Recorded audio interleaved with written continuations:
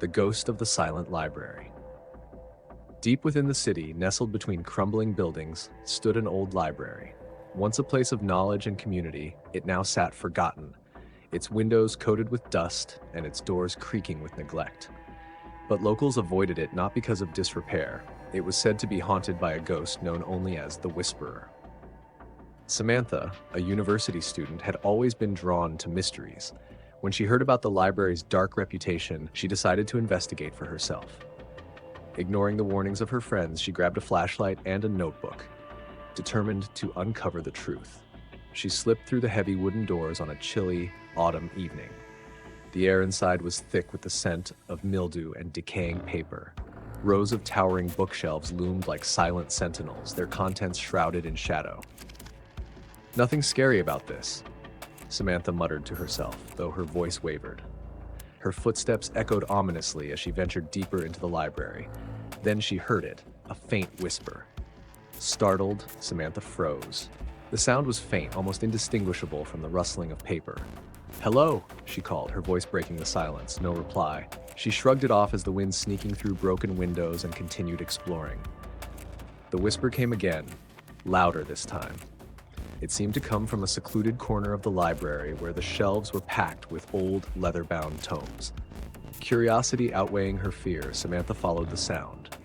As she approached, the air grew colder, and the whisper became a low, mournful wail. Her flashlight flickered, casting erratic shadows on the walls. At the end of the aisle, she saw it, a figure in a tattered dress, its back turned to her.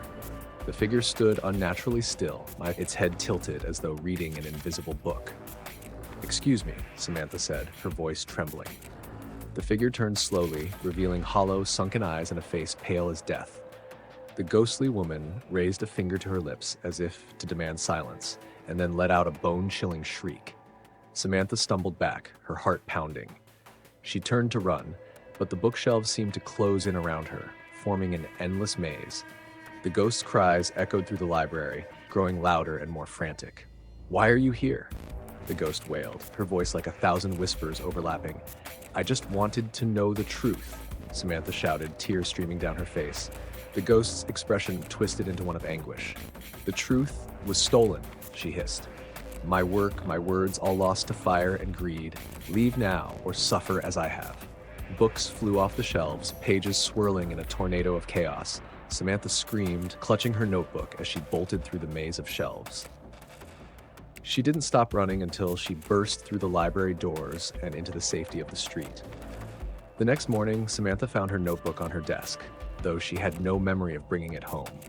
Scrawled across the pages in shaky handwriting were the words, "Preserve the truth." The library remains abandoned, but whispers of its haunted halls still circulate.